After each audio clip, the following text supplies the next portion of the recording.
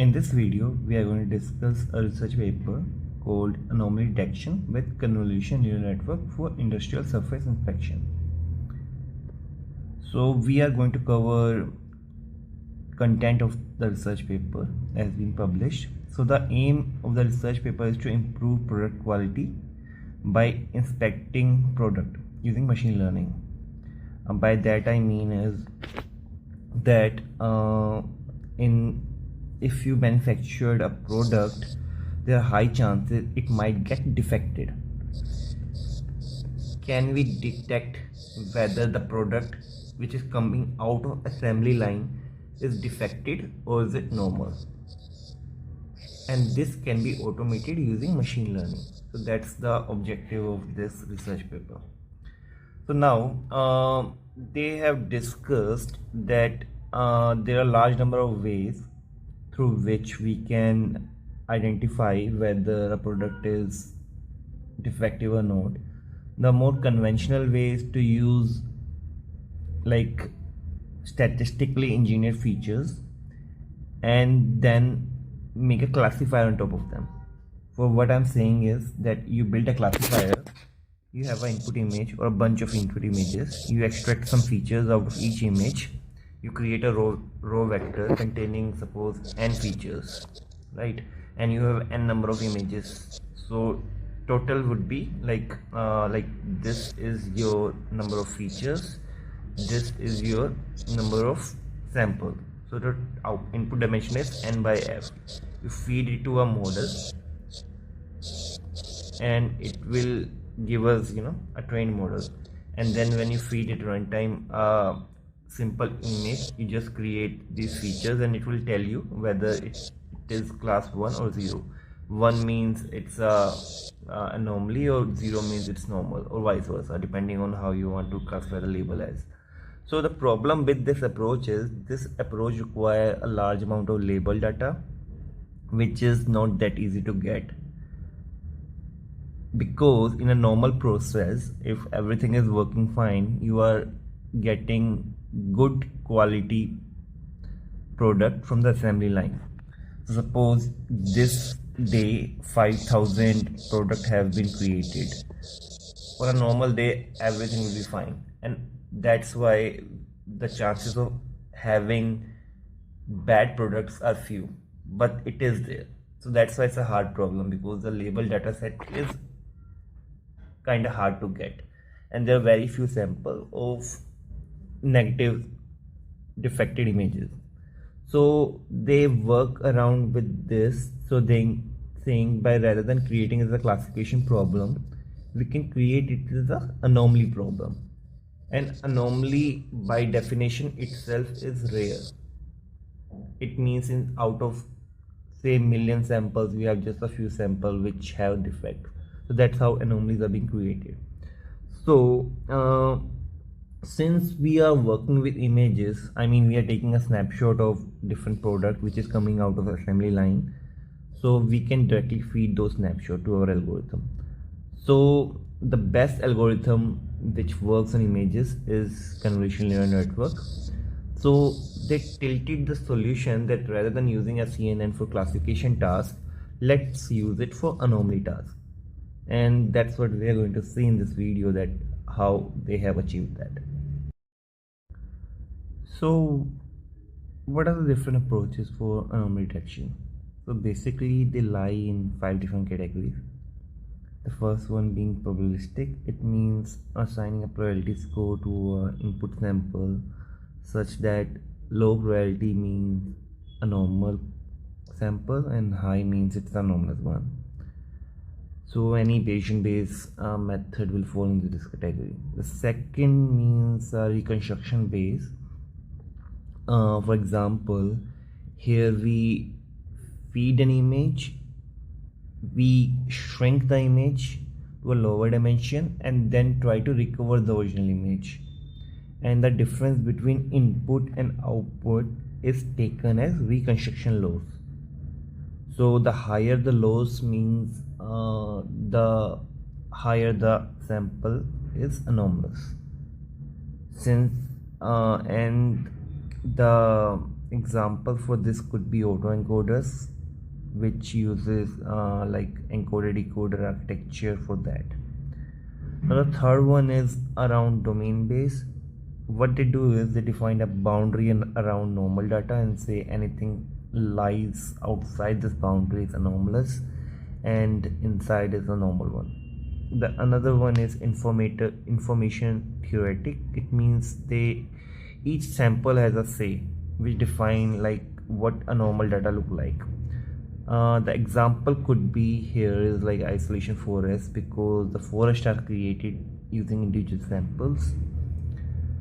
And the last one is the distance base. They normally treat like they calculate a distance between samples, and depending on a threshold, if the distance is greater than a threshold, they are classified as anomalies, and if the distance is less than a threshold, they are classified normal ones. Now the approach that we are going to discuss is the distance based approach. So what happened here is like we try to learn a distance metric using CNN, but in feature space. It means rather than taking output as 0 and 1, we try to take like features generated by CNN and then try to take a equivalent distance from the normal samples or our base. For example, we have something which we called as base. So let me just write it down so that it should be more clearer. So you have something called as base. We are going to see how we are going to cover that later. Let me just pull it. So you have something which is called as base. So when you take in as a new image, you compute some features vector around that, and then you take a equilibrium distance here. Distance could be any, but they have used equilibrium. So the higher the distance, like the higher the value, the different these images are. So it means that our new image is kind of anomalous. So a lower value means that they are similar looking images. So if we have two images, one is lying here and the other is lying here based on distance scale, so these are probably similar looking images, and this is a threshold score. So this is anomalous. So what are the different approaches for anomaly detection? So basically they lie in 5 different categories. The first one being probabilistic. It means assigning a probability score to an input sample such that low probability means a normal sample and high means it's a anomalous one. So any Bayesian based method will fall into this category. The second means reconstruction based. For example, here we feed an image, we shrink the image to a lower dimension and then try to recover the original image, and the difference between input and output is taken as reconstruction loss. So the higher the loss means the higher the sample is anomalous. Since and the example for this could be autoencoders, which uses like encoder decoder architecture for that. Now the third one is around domain base. What they do is they define a boundary around normal data and say anything lies outside this boundary is anomalous and inside is a normal one. The another one is information theoretic. It means each sample has a say which define like what a normal data look like. The example could be here is like isolation forest, because the forests are created using individual samples. And the last one is the distance base. They normally treat like they calculate a distance between samples, and depending on a threshold, if the distance is greater than a threshold, they are classified as anomalies, and if the distance is less than a threshold, they are classified normal ones. Now the approach that we are going to discuss is the distance based approach. So what happened here is we try to learn a distance metric using CNN, but in feature space. It means rather than taking output as 0 and 1, we try to take like features generated by CNN and then try to take a equivalent distance from the normal samples or our base. For example, we have something which we called as base. So let me just write it down so that it should be more clearer. So you have something called as base. We are going to see how we are going to cover that later. Let me just pull it. So you have something which you call as base. So when you take in as a new image, you compute some features vector around that, and then you take a equilibrium distance here. Distance could be any, but they have used equilibrium. So the higher the distance, like the higher the value, the different these images are. So it means that our new image is kind of anomalous. So a lower value means that they are similar looking images. So if we have two images, one is lying here and the other is lying here based on distance scale, so these are probably similar looking images, and this is the threshold score. So this is anomalous. Now in order to train our model, they have used three different kind of data set. The first data set is Kalberg, which is a texture based data set. So they have 28 different texture classes, and each one consists of 160 grayscale images, and roughly the pixel resolution is 576. Another one is DAGM, contains 6 texture classes with 1000 non-defective and 150 defective samples. So the next one is Cypher 100, which contains 100 different classes with 600 samples each. Now this is our training data. Now they added some more sample to make model more robust. So what they did was they tried to augment data.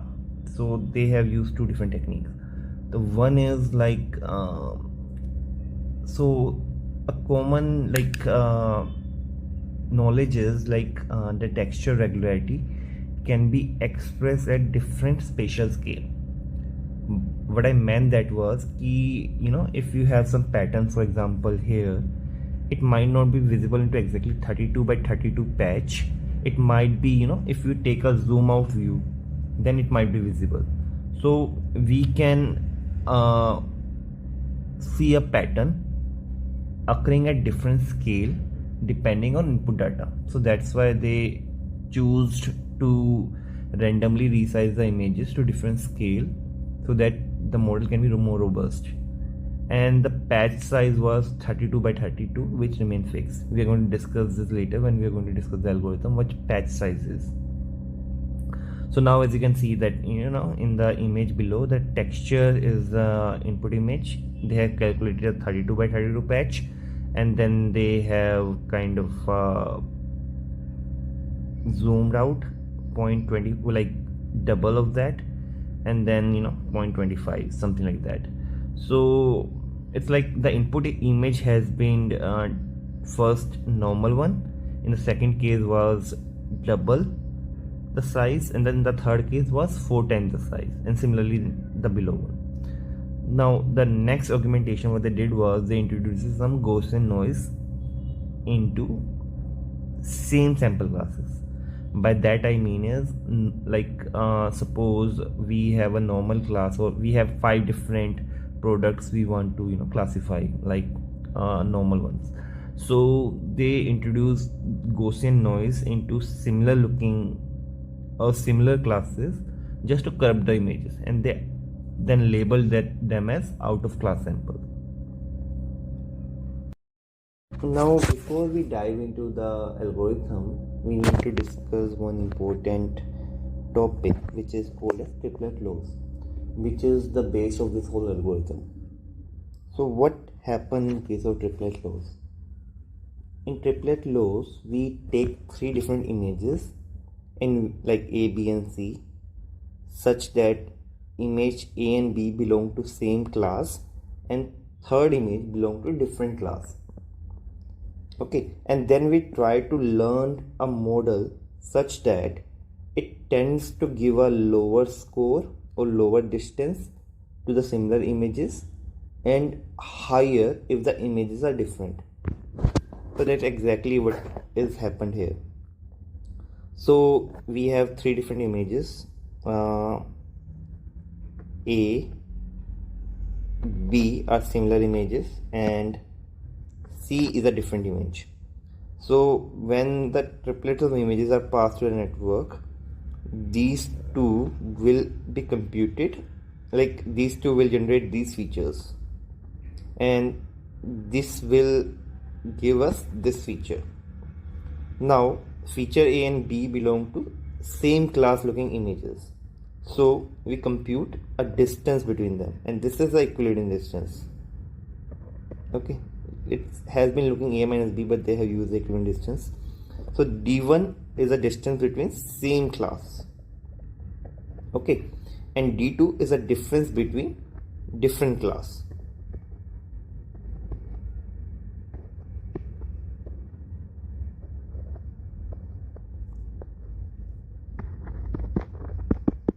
So now there's a typo here. This is A minus C, not A minus B.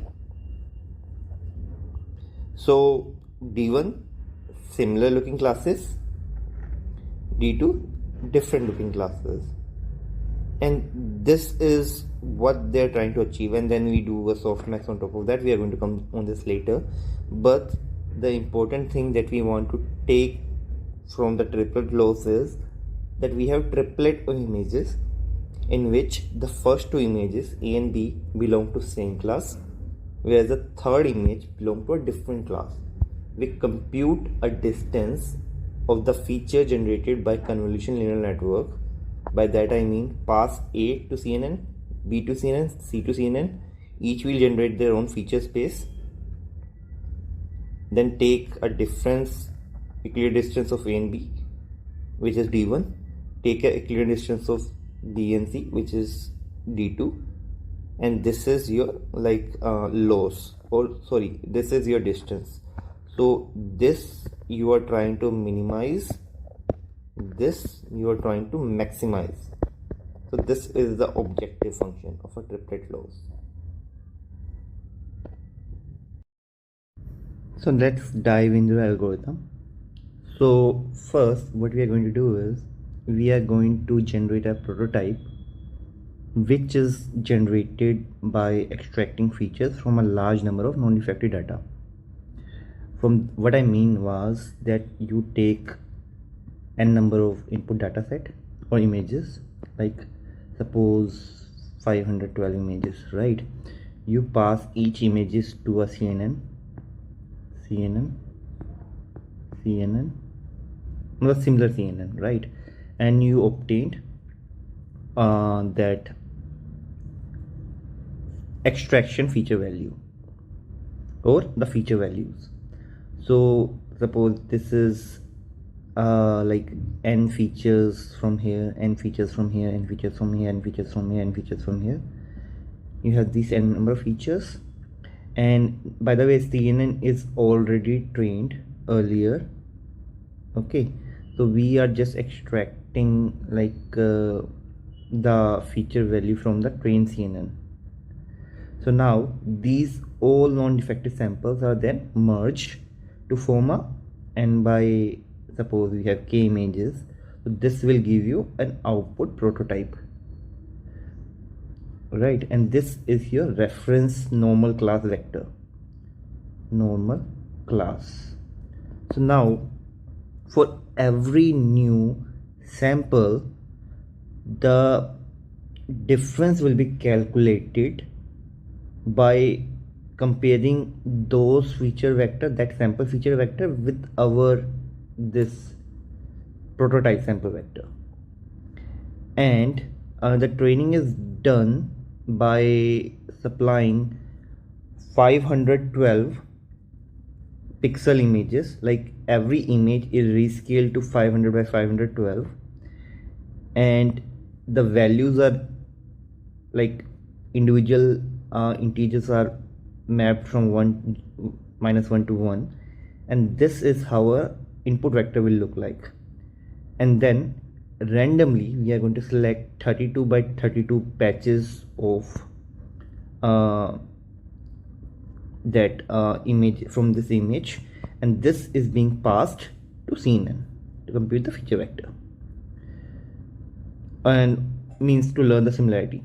So now what's happening now is that we are going to sample these patches from the same place. Like if we are taking two images, then the sample should be patched from similar location. It should not be like we are sampling from this and this. So this is how our algorithm will look like. Training is done using triplet laws. Okay, and training is done to learn similarity between 32 by 32 patches or pixels. And our trained CNN model is used to extract mean feature values. Means we are going to calculate the mean later. So this is in a nutshell the algorithm for anomaly using CNN. So now let's dive into network parameters which have been used for creating this model. So what we have is we are going to have like a residual block as a building block for the entire network, means it's a component. So each residual block will consist of, let me just erase this first of all. So each residual block will consist of one conv 2D layer, another conv 2D layer. So this is 5 by 5 1 by 1. So what's happening here is the input. Okay, it has been fed to this block conv 5 by 5. Okay, and this has been fed to conv 1 by 1. And then we have another layer which is cropping, which input has been fed, and these two output are then going to get concatenated to produce the final vector or the output vector. This is output, this is input. So this is a roughly a residual block architecture. So these are the different like activation which have been used in the window size which have been used, and you can expect the resolution like this. So the purpose of this second convolution layer, which is, let me highlight this one, is actually to allow the learned residual which has been learned by here, such that the positive and negative values will be treated equally, because we are using a linear function here, so it's not going to treat them differently. And also we are using a filter size of 1 by 1 for this purpose. The purpose of this layer is to make sure that this vector and this vector dimension are same, because otherwise we cannot do a concatenation operation. So this is our residual block which we are going to use in later section. Let me tell you how. So now this is a building block. Okay, so this is, we are going to label this R. So our whole network consists of like these type of layers. Like first we have a conv 2D layer which is 7 by 7. Okay, it passed to max pool which has a window size and stride of 2 by 2. So it means it is going to half whatever has been fed to it, right? And then what's going to happen is we are going to then have a residual block, which we have described here, first, second and third, and then we are going to have a CNN of 1 by 1, which is again a linear mapping. So this is our network architecture, how it's going to look like.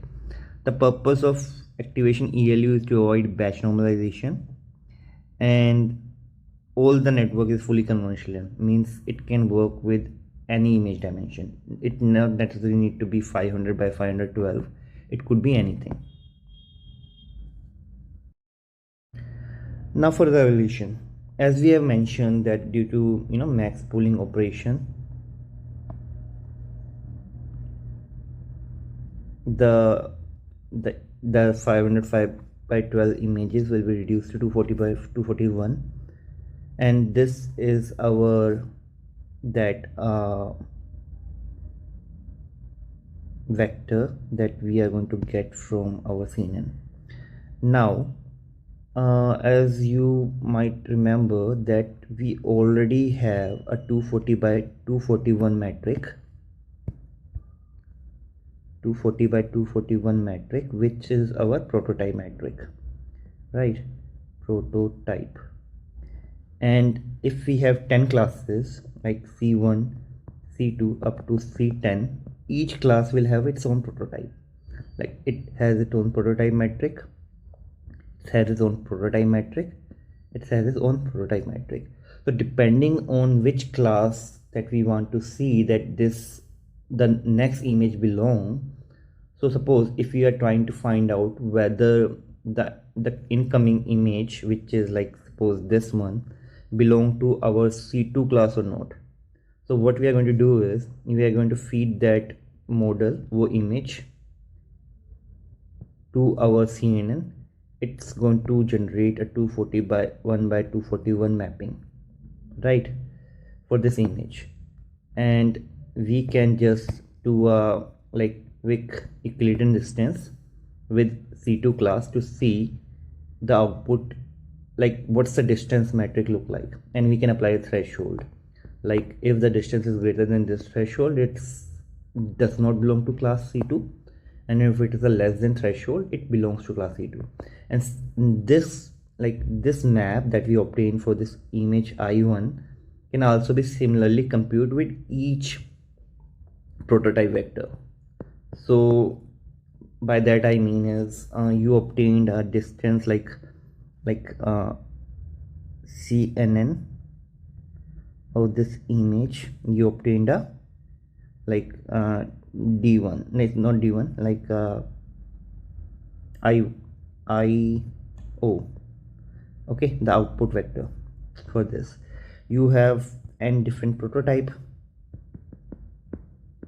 Just do a for loop, like for prototype in prototypes, do a Euclidean distance of these prototype to the IO, and if this is a distance, so if distance is greater than a certain threshold, it belongs to class PI in question, otherwise it does not. If distance is less than threshold, so by the way this is less than, this should be greater than, if the distance is greater than the threshold, it belongs to class PI, otherwise it does not. So this is your algorithm in general, how we are going to evaluate the results. And they have done some evaluation. What they did was they have created a model to identify 10 different classes, okay, and now what they did was they fed each image and see okay, this is class, basically these are the input images and these are the distance metrics when comparing the distance, the distance from the prototype vector of this class. So like red means that this region has a high difference, blue means these regions have low difference. So this is a potential anomaly or out of class candidate, and similarly others. So a low value means probably this belongs to same class. And in the paper we can also see that, if you I want to have a look, that they have published the results. They have used 10 different classes, and they compare different models that they have used, and then they are just comparing the scores. So this is how you detect anomalies using CNN. The core of the matter is that you have to use a triplet loss to train a CNN model, and once the model is trained, any image which is being fed to the model is going to produce a feature map. And if you have like class 1 and different images, just compute a mean feature map by meaning all the output feature vectors of all the images of the same class, so that you have a reference vector for that class, right? And now if you want to know whether my new image belong to this class or not, just compute a Euclidean distance of the reference feature vector with the new feature vector. If the distance is less than a threshold, it belongs to same class. If distance is greater than a feature vector, it does not belong to that class.